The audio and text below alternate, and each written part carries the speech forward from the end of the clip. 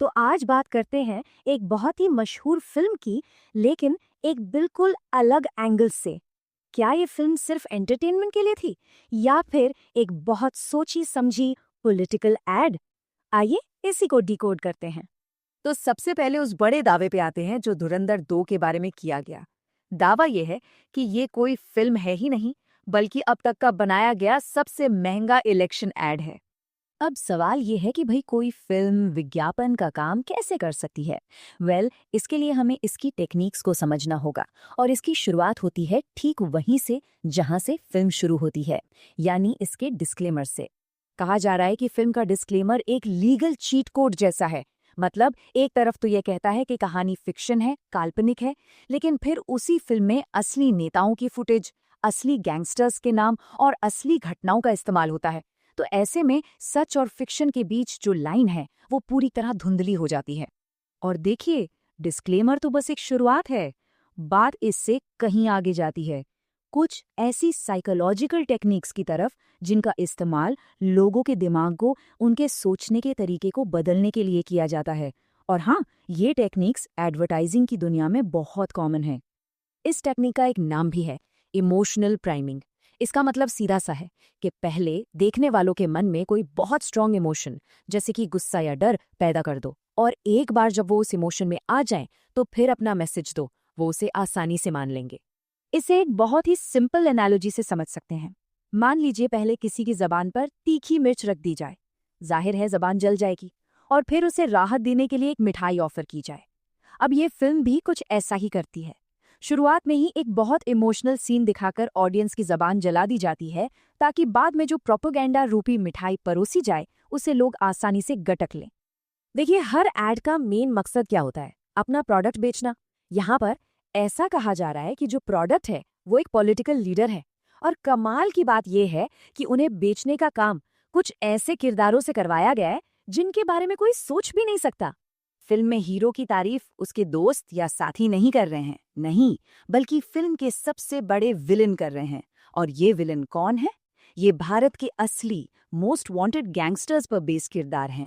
ये एक बहुत ही स्मार्ट टेक्निक है। सोचिए, जब कोई बहुत पावरफुल विलेन जैसे थैनोस ये कहे कि स्पाइडरमैन को देखकर मेरे हाथ कांपने लगते हैं, तो ऑडियंस अपने आप मान लेगी कि स्पाइडरमैन सबसे ज्यादा पावरफुल है। ये किसी दोस्त की तारीफ से कहीं ज्यादा पावरफुल एंडोर्समेंट होता है। अगर आपको हमारी ये कोशिश पसंद आ रही है तो लाइक बटन जरूर दबाएं। अब कहानी और भी गहरी होती है। कहा जाता है कि ये फिल्म सिर्फ एक कहानी नहीं सुना रही, बल्कि ये हाल ही में हुई उन घटनाओं को बदलने की कोशिश कर रही है जिन्हें हम सब ने अपनी आंखों से देखा है, महसूस किया है। जैसे फिल्म में ये नैरेटिव सेट किया गया है कि विदेशी पैसा सरकार के खिलाफ काम करने वाली एनजीओज, मीडिया और यूनिवर्सिटीज को मिलता है, लेकिन वहीं दूसरी तरफ रिपोर्ट्स एक बिल्कुल अलग तस्वीर दिखाती हैं। वो बताती हैं कि असल में बड़ा विदेशी फंड तो रूलिंग पार्टी की विचारधारा से जुड़े संगठनों को मिला है। और शायद इसका सबसे बड़ा उदाहरण है नोटबंदी। फिल्म में डिमोनेटाइजेशन को एक मास्टर स्ट्रोक की तरह दिखाया गया है, एक ऐसा कदम जो राष्ट्रीय सुरक्षा के लिए उठाया गया था।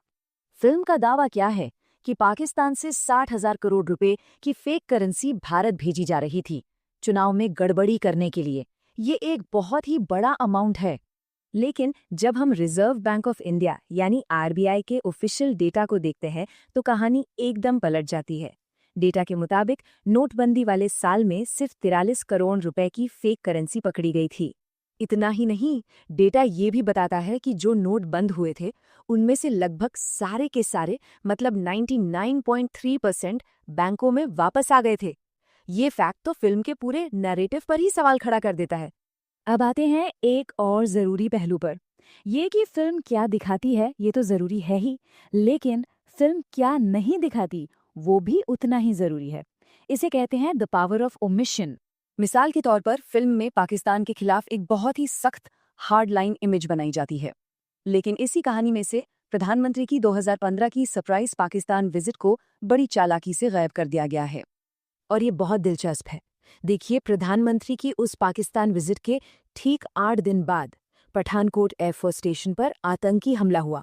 फिल्म में पठानकोट अटैक का जिक्र तो है, लेकिन उस अटैक से ठीक पहले हुई उस डिप्लोमैटिक विजिट का कोई जिक्र नहीं है। उसे कहानी से मिटा दिया गया है। ऐसा ही कुछ पुलवामा अटैक के मामले में भी है। ये बताया जाता है कि 2019 के उस भयानक हमले से पहले करीब 11 इंटेलिजेंस इनपुट्स मिले थे, लेकिन फिल्म की हीरोइक कहानी में इन चेतावनियों को नजरअंदाज करने का जिक्र कहीं नहीं मिलता। जब उन घटनाओं को बदला जाता है जिन्हें लोगों ने खुद जिया है, तो इसे एक तरह की मास गैसलाइटिंग कहते हैं। ये लोगों के मन में एक शक पैदा करने की कोशिश है कि शायद जो उन्होंने देखा या महसूस किया वो सच था ही नहीं, असली कहानी तो कुछ और ही है। तो आखिर में ये सब हमें एक बहुत बड़े सवाल पर लाकर खड़ा कर देता है। जब कोई कहानी इंस्पायर्ड बाय रियल इवेंट्स के टैग के साथ आती है, तो ये कौन तय करेगा कि सच कहाँ खत्म हुआ और फिक्शन कहाँ से शुरू? शायद जवाब इसी में है कि हम इन टेक्निक्स को पहचानें और जागरूक रहें। इस तरह के और भी विश्लेषण देखने के लिए इस चैनल को सब्सक्राइब करें और बेल आइकन दबाना ना भूलें, ताकि कोई भी अपडेट मिस ना हो।